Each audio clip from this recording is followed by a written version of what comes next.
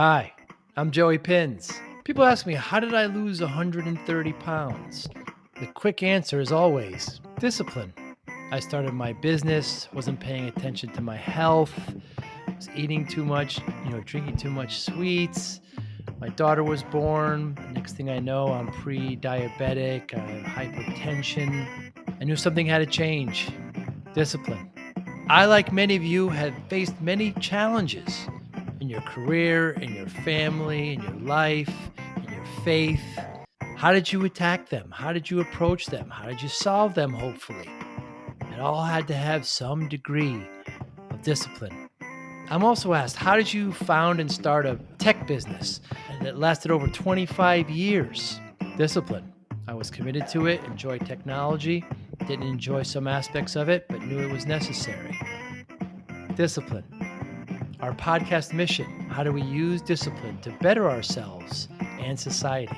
Join me, please, as I talk to interesting people and discuss how they use discipline in their family, in their passion, in their careers, and how it helped them.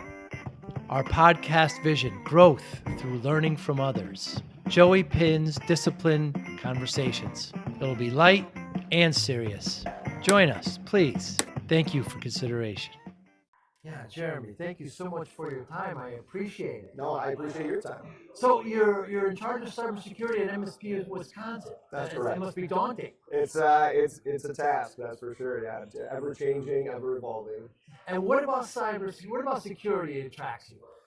I think everything about security attracts me. I would have gotten to security earlier if I had known how passionate I was actually going to be Really? about security. Why? Right? Just bringing to light things that people, bringing to light the unknowns, right? Making the unknowns known. It is always refreshing to get in front of somebody and speak to them in a manner of, things may look like this for you right now as far as your security is concerned, but we are here to help you go through that. And kind of just the sense that you get of like a weight lifted off their shoulder after you have these discussions, and you can kind of prove to them that you're able to take care of some of these, whether it's lower hanging fruit or training, user training, very important stuff. So that to me is probably the most rewarding thing, right? Is to be able to walk into a client site, assess the situation, build a game plan, and then execute. It seems like you're really good at kind of dumbing it down. I try. Yeah, because the SMB, the businesses, they don't care how you make the sausage, right? Right. More or less. It really depends on the client, right? You've got some clients that they really like to be involved, and that might be your co-managed clients, right? Where the partnership is more, you might rely on them to take care of some of this, strengthening of the network. Maybe you don't have to do it all yourself. And then you've got clients that, they don't know nothing about security or the network that they currently have, right? So whether or not their hardware is outdated, or they have no rules set for spam filtering or things like that. So I think it goes both ways. So we're at IT Nation Secure here in Orlando, and why is this your first one? This is my first event because I really had not heard of it until recently. Wow. Right? So I've been a ConnectWise partner, or with my companies have been ConnectWise partners, but I've never come to any of these. So how I actually heard about this is the user groups, right? So Central Mafia is run, I believe, by Juan Mac, and I was invited to go to Wrigley Field to take a tour of the field, and it was kind of a user group meetup, and it was a fantastic experience, and I'll tell you why. When I went, it was rainy and cold. Rainy and cold. We still took a tour of the ballpark, and it was fantastic. But the user group itself, we got to sit down and listen to what other people's struggles are, right? We got to open forum, really, with a bunch of different MSPs, kind of like we see here, right? And it was the first time that I'd really been in front of a group like that where everybody was just discussing security, and it was kind of awesome. I've been part of forums and things like that, digital, meeting groups and things like that, but never at this caliber. And one of the things that was done during this user group meeting was Sean, lovely Sean. Oh, yeah. Yeah, he has something that he calls pitch it. Okay, so I had no idea what this was. He didn't tell anybody what this was. He kind of just said, I need 4 volunteers. And so I'm sitting there with my boss, Bill Red, and he nudges me. You know, we're kind of sitting there on our laptops and focused on, you know, something. And he's like, you should volunteer. And I was like, are you sure? He's like, yeah. He's like, I think he kind of knew what was coming, but as I think he'd been through it before, but he didn't allude to anything. He didn't tell me what I was going to be volunteering for. So he's like, do it. And so I was like, okay, I was like the 4th hand to go on. Don't know what I'm volunteering for, but now Sean's going to explain some of the stuff, right? He said, everybody gets to go on break except for you 4. And I was like, awesome. I've been sitting here for 2.5 hours, and it would be amazing if I could just, take a break. And he's like, nope, you don't get to take a break. He said, what we're going to do is we're going to have you meet up with the vendors that are sponsoring this meeting, this group, this user group meeting. And so that was, I think it was like Movilla, Infima, and 2 others, right? And so the Pitch It program is all about taking 4 volunteers and 4 vendors and having them talk to each other for about 5 or 10 minutes to get the 30,000-foot view. And the volunteer then goes and pitches the vendor's tool or software to the group, right? And they didn't say anything about, any prizes or anything at the time, but so that's what this was. And the night before, we had a couple of drinks because there was like a kickoff, at the bar and things like that. And there was a gentleman that we kind of befriended that night. There was a lot of people that we befriended, but one guy in specific that we had having like an awesome time with. We had a bunch of drinks. I go out to the hallway. They walk me down to where the vendors are sitting. I walk in. I don't get to choose which vendor that I go with. They choose for me. They walk in and they say, Jeremy, you're with Larry from Infima. I was like, I look over at the table and he looks up at me and he's like, we got this in the bag, slap high fives. I have no idea what Infima is at this point, right? So I sit down. He gives me, all he had to do was tell me what his software was about. And once he did, right, so Infima is cybersecurity awareness. I feel very strongly about that in general. So I really just needed him to say that and then give me the name, which was Infima. And so I was like, I could talk about this for 5 days. Okay. So we get done, we go through it. I position myself as last up. So 3 people go before me and they do pretty well. And I'm not afraid to go in front of groups and talk to people. So I basically stood up at the podium. Sean gave me a little crap for, he's like, you're going to stand at the podium? I was like, I am, absolutely. I think nerves got a little bit of me because I delivered the pitch, but every time that I referenced Infima, I called it infamy. So nobody stopped me. Well, when you look at it, yeah, you can see it when you see it spelled. So I kept calling it infamy, and I was very passionate about the delivery, and I was like, you guys, you don't understand, your users are your weakest point. I made this whole pitch, and I'm just calling it the wrong name the entire time. And at the end of it, they were like, okay, and I was like, infamy, and everybody broke out laughing, and despite me calling it the wrong name, they videotaped, so you'd have to get Larry to confirm, they videotaped my presentation, and as soon as I was done, they sent it to the CEO of Infima, and he was like, solid, like, we don't care that he called. I said, you guys might have to change your name from Infima to Infamy. Larry, then, so like, basically the user group, the 4 of us, I got voted as, the best one of the 4. And I won my ticket here, right? So I still had to foot the bill to actually get here and the hotel and things like that. Registration. But they did give me an opportunity to win my IT Nation Secure ticket. Very cool. It was amazing. The vendors then get to, back to the story, the vendors get to come and pitch their own software just in case we screwed it up too much, right? And Larry used it to his advantage. He comes up and he said, "This day will live in infamy." And so essentially it played right into his hand, and the rest is history. So shout out to Juan Mack. He's great facilitating that group. Absolutely. So what are some of your goals this week? You're here at this event. You won registration. Is it what you expected?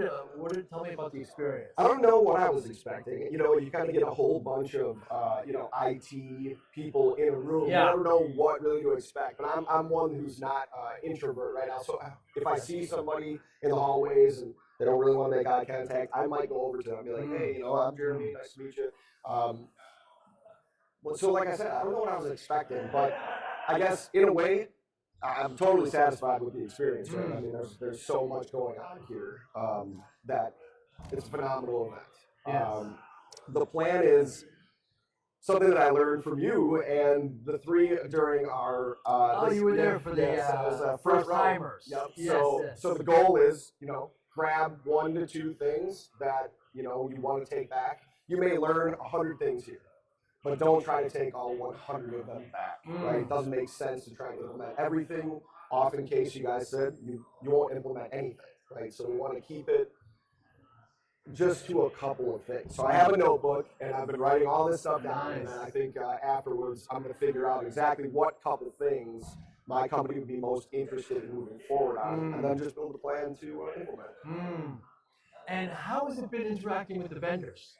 The vendors are vendors, right? Yeah. So you're going through, and they got a lot of swag, and Yes. you want some swag, they're going to want to talk to you for a while. But what we see is there's a lot of vendors that their softwares are doing similar things. It's almost like, I'm not like Debbie Downer or anything like that. Everybody wants to be your everything now, right? So whether it's the backup guys want to be your proof points, want to be your, Sentinel ones, want to be, so like everybody's kind of trying to put this all in one silver bullet package together. I don't know how I feel about that. I have feelings about too many eggs in one basket. Interesting. So like what this really dives into is how much do you have to allow for a vendor to be your all-in-one, right? If you're going to allow somebody to come in, monitor all the stuff and remediate and do all these things, what does it look like for their access? And what happens if in the event they get breached? Now, how much access are we giving away from that silver bullet tool for threat actors to do whatever they wish? So that's why I like having, I don't get like tool fatigue, right? So I just want what's best, right? I want the guys who do backups the best. I want a guy who does the antivirus EDR solution the best. I don't need you to do all of the things, right? Because chances are, just like a fine restaurant, right? If it's got a 15-page menu, it'll make anything very well. If it's got a 1 to 2 pager, you know that there's a smaller subset of things, and they probably do those certain things very well, right? So it's kind of an analogy. Yeah. Right? Define the ideal relationship between MSP and vendor. Define it. What does it look like to you? I think two-way communication, a partnership, in which case we can be giving and taking data from each other so that we can improve not only how we use the tools, but the functionality of said tools. That's what the perfect relationship would look like, right? Where you can come to, and that's the experience that I've had with talking to people that I've already partnered with, right? So any of the vendors that we already currently have a partnership with, I came with a subset of questions, and it was perfect because I had some subject matter experts here, and they were able to either share with me some things for the roadmap, but they all offered the opportunity to talk to them moving forward. So you take a photo of the badge, you find them on LinkedIn, and now I've got a lot more contacts at a place that maybe I only had one contact to begin with. So that's why this event is important, because it really opens your eyes to all of what a company is doing, right? You kind of get, instead of the 30,000 foot view, you kind of get a little bit more in depth. And you get the opinions of, how many of your other people are here, 1,200 people, right? So it's interesting. it's been a great experience, and I do appreciate the opportunity to be here. Going back to your cybersecurity role, what concerns do you have? What keeps you up at night, Jeremy? What doesn't keep me up at night? Really? I would say we know that end users, like I said, are the weakest link at this point, right? We can build an entire stack, and I don't know if enough emphasis is being put on the human factor, right?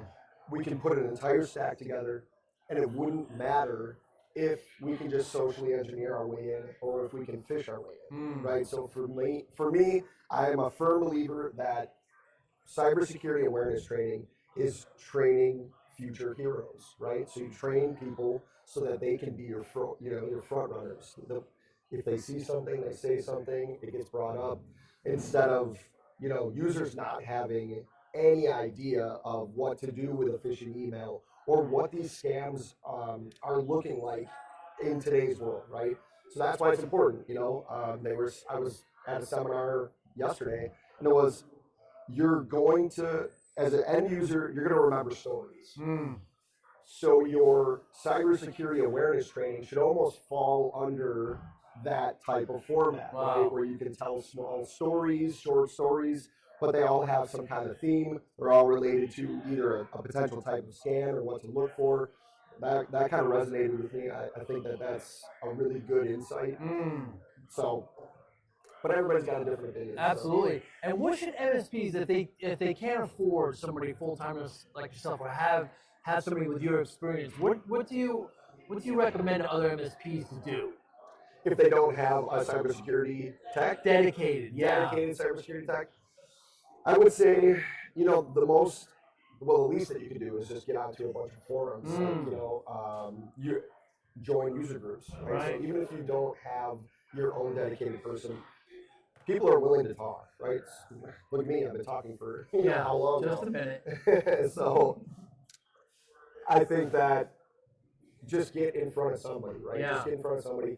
If it came down to, something serious enough where you're like, well, I don't feel comfortable, I think my network is, not secured, I don't know what to do about that, jump into a forum, ask the questions, or reach out to any MSP in the local area. Find out if they'll just do a scan for you and come to me.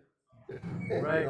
We've got a subset of tools that we can email scanners out and things like that. So.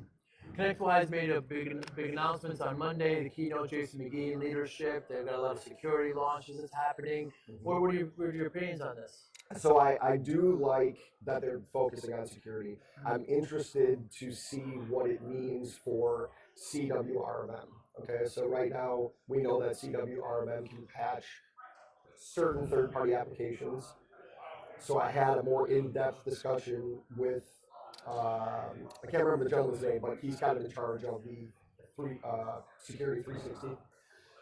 We went into a breakout session, and I think I'm liking what I'm hearing about it, which is they're looking to make vulnerability management possible through RMM, right? So the CWRMM tool, which alludes to, and I did try to confirm this with him, that more than just a couple of third-party applications would be able to be patched through it. So that's an exciting thing, because right now in a world of who's patching what, you have, you've got your vulnerability management software, you've got your RMM software, then you've got your workstation, potentially imaging software. Like, which one of these tools is going to be responsible for not only OS patching, but third-party patching? Who's doing anything about that? Can we rely on just a single tool to do it, or are we going to have to continue to use 2 or 3 to do the same thing, right? Some tools do these 5 things, other tools do these 5 things. At the end of the day, it would be nice to see a bigger list come from a tool that we're already pretty well invested into. So, what can ConnectWise do better to be a better partner with MSPs, specifically you? I think they've shown their true colors when we ran into issues earlier. It was like late last year, early this year. So, we reached out. We got the dedicated team. We had to bark a little bit, right, to try and get the attention that we thought was required for this potential issue. But since then, they've been very responsive. They've helped us get through not only that situation, but moving forward, we find other things. And so there's communication back and forth. Now, if we see something like a feature set that we're like, hey, is this going to come down the pipeline? They almost like put it right to the dev team and be like, how far off are we on this, type of addition to the software? So I think they're doing a good job. Hosting events like this is huge. Staying ahead of the game, making sure that they're always informed, and they have a lot of smart people. You know what I mean? So it's an amazing company, and I think just keep on keeping on. This is awesome. This is amazing. It is amazing, and I hope you come back to many more. So you've never been to the to Connect before as well? I have not. Wow. Yep, this is the first and only one that I've been to. So I hope to see you back soon. much appreciated. Jeremy, what would somebody be surprised to hear about you personally, or just interested? Let's see here. I was a DJ for many years when I was younger. So I was DJing when I was in high school. I was DJing my high school dances. Before high school, I was DJing school dances. Yeah. And then I've DJed many weddings and things like that. I can tell your energy would be appropriate for that. Yeah, very cool. Jeremy, thank you so much for your time. Thank you, Joe. Much appreciated. Really appreciate. Thank you for listening and or viewing Joey Pinz Discipline Conversations. Please share this episode with one or two of your friends who you think may benefit from the episode. Our website, www.joeypinz.com. There you'll find lots of resources and you could join our mailing list. Please follow us on all our social media, Instagram, Twitter, and Facebook. Podcast information, the video version of our podcast is on YouTube. Please subscribe. Audio is on all major podcasting platforms. Please follow them. And if you like it, please consider giving 5-star rating. Would really appreciate that. Thank you again for listening or watching Joey Pinz Discipline Conversations.